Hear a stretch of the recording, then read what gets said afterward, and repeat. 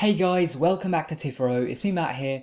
Anyway, you guys seem to really enjoy my Q&A videos, so I thought I'd do another Q&A video, but this time a little bit different. This video is solely going to be about lucid dreaming, so I'm going to be answering some questions I've had in YouTube comments, in Twitter messages, or just general questions that people keep asking anywhere.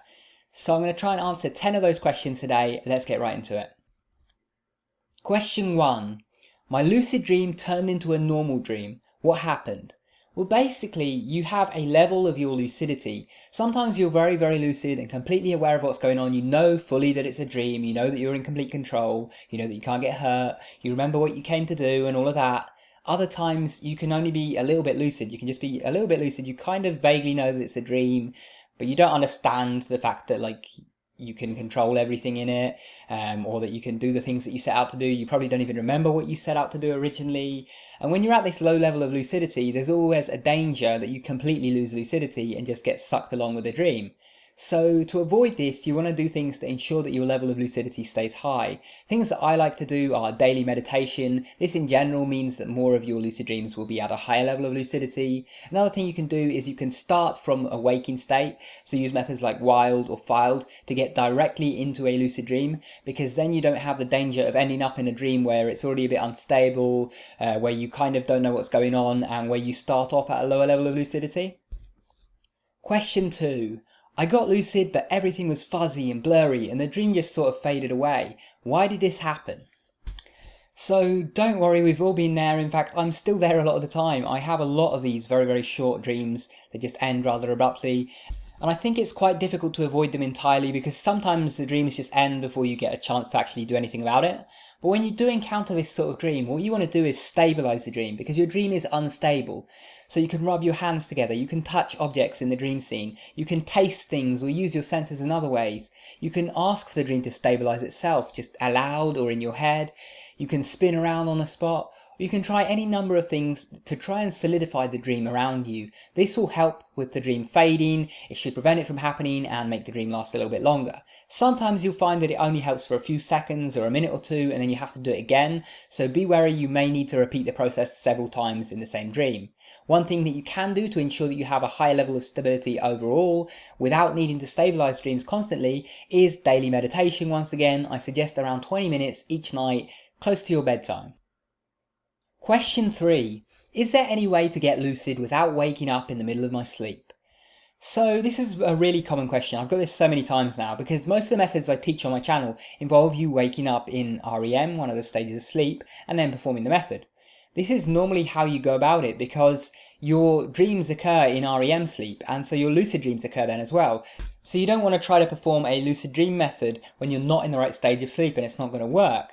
However, there are some methods that you can use regardless. For example, reality checks. You do not need to wake up in the middle of the night to perform reality checks. Just perform them all the time, at regular intervals. Whenever you see something weird in your life or something that makes you question whether you're awake or not, just start performing reality checks. If you do them enough, you're eventually going to do one and you're going to realize that you were actually dreaming all along. And so there you go, you get lucid without ever having to wake up in the middle of the night. Another thing you can do is meditation, and also to some degree you can use methods like mild. Now mild, you normally want to wake up after say 6 hours or whenever, get up in REM and then perform the mantra and go back to sleep. But you technically can use mild at the start of the night. It will have a much lower success rate than if you do it in REM. Much lower, so don't do this unless you really can't wake up in REM. But, if you can't for whatever reason, or you don't want to wake up in the middle of the night, there's no harm in doing the mantra before you go to sleep anyway. The worst that happens is you waste a couple of minutes of time before you go to sleep and don't get lucid. But if you're lucky, maybe you will get lucid, so it's worth a try. Question number 4. If I run a marathon in a lucid dream, will I feel exhausted when I wake up? No, you won't feel exhausted. You're not actually physically running and tiring out your body, so you're not going to feel physically exhausted from that. Even though your brain is sending a lot of the same signals to the same parts of your body, you're not actually moving those parts of your body. You're not actually getting up and running anywhere, assuming that your body has paralysed itself properly. If it hadn't paralysed itself properly, you'd know, because you would literally get up out of bed and run and probably get seriously hurt. But assuming it has paralysed itself properly, as it does when you dream, then you're not actually physically moving. So you're not tiring out your legs, you're not tiring out your muscles or anything like that. So no, you won't feel exhausted when you wake up. Question 5. Do you have to lay on your back to lucid dream? Simple answer, no. The reason that this kind of myth has been propagated is because the original theory about how wild had to be done was that you had to enter sleep paralysis and then perform wild. And that was just one of the steps. But people have since discovered that you don't actually need to be in sleep paralysis to enter a lucid dream directly through wild. You can go through it if you feel like it, but you absolutely do not have to do that. So anyway, for people who wanted to go through sleep paralysis, it is slightly easier to enter sleep paralysis when laying on your back. So that made the whole process a lot easier. However, since we know that sleep paralysis isn't essential for wild, we don't need to lay on our backs. And even if we are trying to go through sleep paralysis to get there, you still don't need to lay on your back. It's just slightly preferable. But I would even go on to say that if your goal is to avoid sleep paralysis when you're lucid dreaming, then in fact don't lay on your back. Try to lay on your side because you're actually less likely to get sleep paralysis then. Question number 6. Why is your original lucid dreaming video called How to Lucid Dream in 5 minutes when it's actually 9 minutes long? So basically, when I made that video, I had no idea how to tag or title videos or anything like that. I was just going off what I'd seen in these videos about, tagging on YouTube and stuff like that. And so I'd seen that if you wanted a video to rank for something, you have to pick one of these, search terms. So I wanted a video to rank for How to Lucid Dream. But that was too competitive a search term. So you have to then find something that you can add on the end that's going to fit. And you do that by typing in that search term in the search box and seeing the suggestions that come up and picking one that fits your video.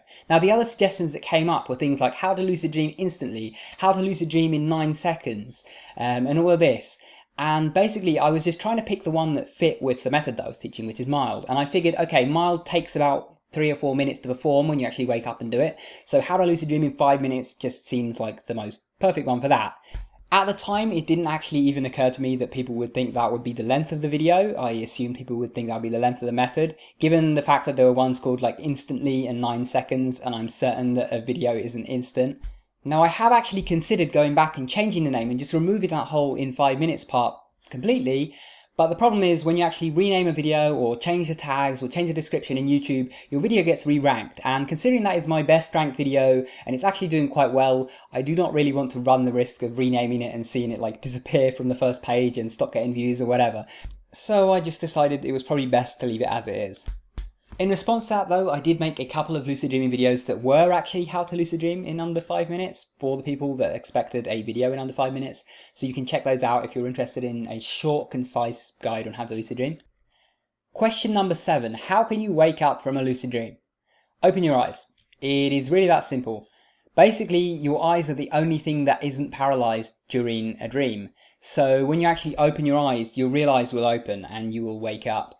Sometimes you can actually forget about this and you can be trying to figure out how to wake up and not realize that you can just open your eyes. But yeah, it is that simple as long as you remember that. I noticed though when I first started lucid dreaming that I didn't do that too often. A lot of the time I just kind of forced this feeling of wakefulness. Like I thought that I wanted to wake up really, really hard and kind of tried to force myself to wake up in that manner. And that would work sometimes, but not all the time.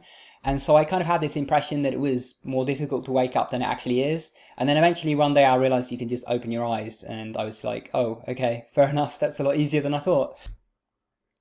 Question number 8. If you lucid dream on one night, can you then lucid dream again the next night?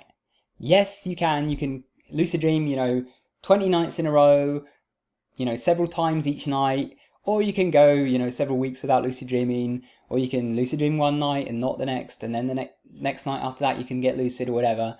It all depends on what methods you're doing, how consistent you are with your practice, and other environmental factors like where you sleep, the times you sleep, the foods you eat, everything, every little detail affects your ability to lucid dream. But yes, you can lucid dream on consecutive nights. Question number 9. Do you need to remember your dreams to be able to have a lucid dream? Well, technically no. Your dream recall doesn't necessarily dictate whether or not you can get lucid. But think about it like this. If you can't remember any of your dreams, how do you know that you haven't got lucid already? If that doesn't answer your question, then basically, yes, you should have a dream journal. You should be remembering your dreams because you might not remember your lucid dreams otherwise. Okay, and the 10th and final question of this video. I am insert number, years old, can I lucid dream? You know, I have these questions all the time. I'm 10 years old, can I lucid dream? I'm 15 years old, can I lucid dream? I'm 60 years old, can I lucid dream? Whatever age you are, you can lucid dream. I would say that you may have a slight advantage if you're actually younger, because younger people tend to actually dream more often and remember their dreams more clearly and so on, at least from my personal experience and from people that I know, that's what they say. So being younger or being older or anything won't stop you from lucid dreaming, but you may have a slight advantage of learning to lucid dream when you're younger. Now I just want to give a quick shout out to my June $10 or more patrons, John Hardman and Connor Hill. Thank you for supporting the channel. If you're curious how to get shouted out in a video, or how to get your name in the credits of a video or anything like that, or you just want to support the channel, then definitely check out my Patreon page, which will be linked on screen. And if you want more videos like this, then be sure to subscribe. Thank you guys for watching. Take care.